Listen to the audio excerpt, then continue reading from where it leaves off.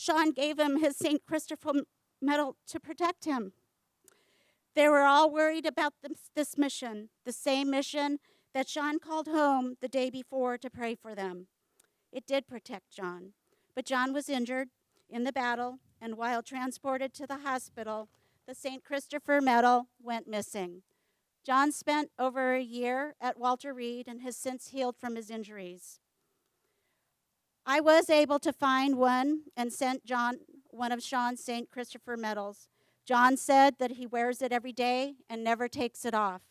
On the back of the medal, I had inscribed a very special message. Meow. Yes, M-E-O-W. Meow. That was one of Sean's annoying moments for John. And yeah, we don't have enough time for that story. James Owen left the Army 2 weeks before the stop-loss for that deployment. He continues to question, what if? He said that Sean was always smiling, and that was infectious. You could not be in a mood around Sean. Sean was one of the guys that created the spirit of the platoon. If you were bitter, being around Sean and Jessica melted that away. It made you realize that you were the selfish one having a bad attitude. He showed his friends that you could be happy and content in the worst situations because you had each other there, the definition of true brotherhood. Damn, I miss him. He embodied that spirit that wore roads. I'm proud to have known him and a better man for it. I know that Sean will forever be part of my motivation in life. The legacy of his memory has helped me through tough times, survivor's guilt and all. Sean's spirit is carried along in the way I handle myself as a cop. He was and continues to be such a great influence. Eric Phillips. He received the Distinguished Service Cross in the first attack.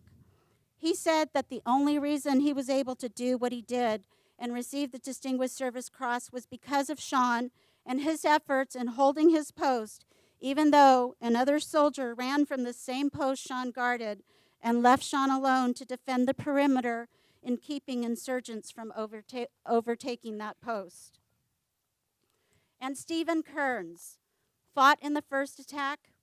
Stephen was just accepted into Harvard Law School. Stephen wrote 3 pages for me. Don't worry, I'm not going to read it all. I saved some for Zoe when she gets older. Sean was unafraid. Sean would smile in the dark, and you would join him. He was a man who showed strength through vulnerability. The tools of one character often foreshadow how a man might act in the face of hopelessness or despair. The cruel, the boisterous, the eager. Those whose strength grows their insecurity to prove themselves were not the same men as Sean. No, Sean led with different tools. He led by earning our respect and by his bravery. He led by example. I wanted to follow Sean. He never had to ask. He was a bright light in a world created to defend our most cherished values when engulfed by darkness. Sean was a warrior. He was my brother, my mentor, and my friend. In a world that rewards our basic desires, he walked the harder road, and he showed us all a better way. He is still my inspiration. Knowing him, serving with him, and sharing in all that he was is one of the highest honors I will ever know, and in that spirit, he is alive in all of us as ever. I need to continue Sean's legacy and do it for Zoe. I love you, Sean. Light winds and soft landing, Airborne. Today, there are 4 little ones named after Sean, including my great-niece, Sienna. There are many more Seans out there that have a story similar to what you have heard about Sean today, and in years past about our very own PFC Benjamin Tollefson.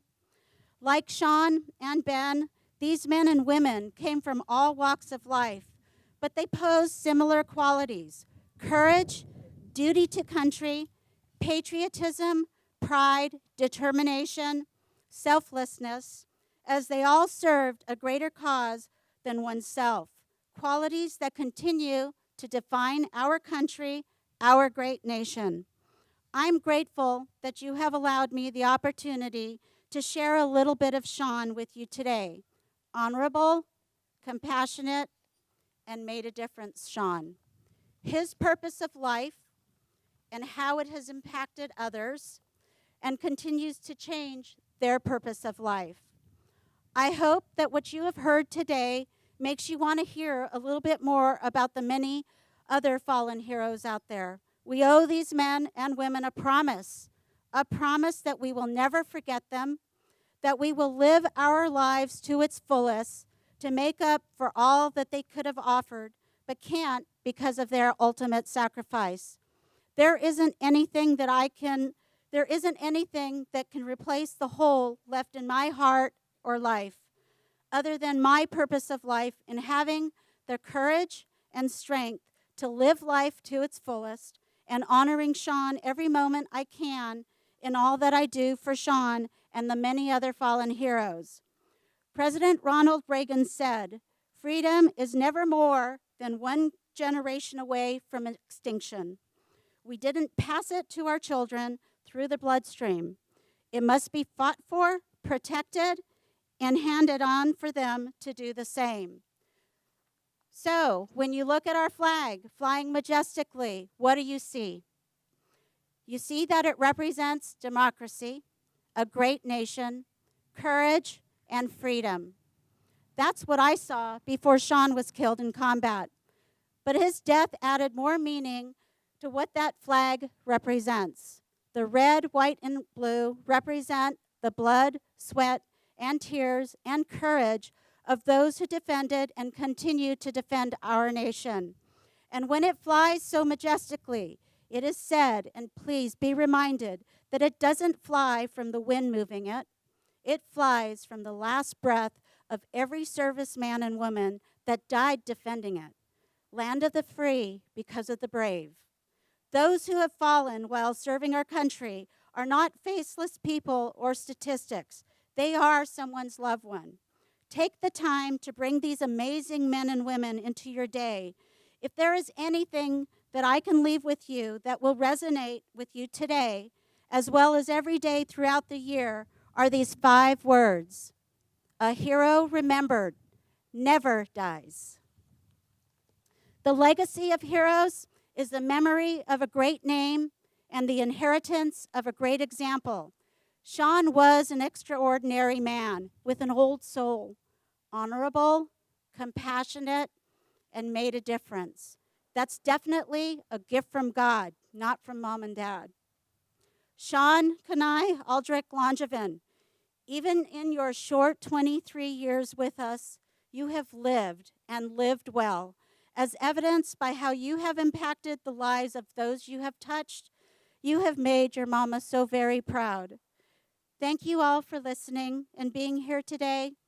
God bless you and your families, our active military servicemen and women, and our veterans. And God bless our fallen heroes and Gold Star families. I'm so proud to be an American. God bless America and our freedoms. Thank you.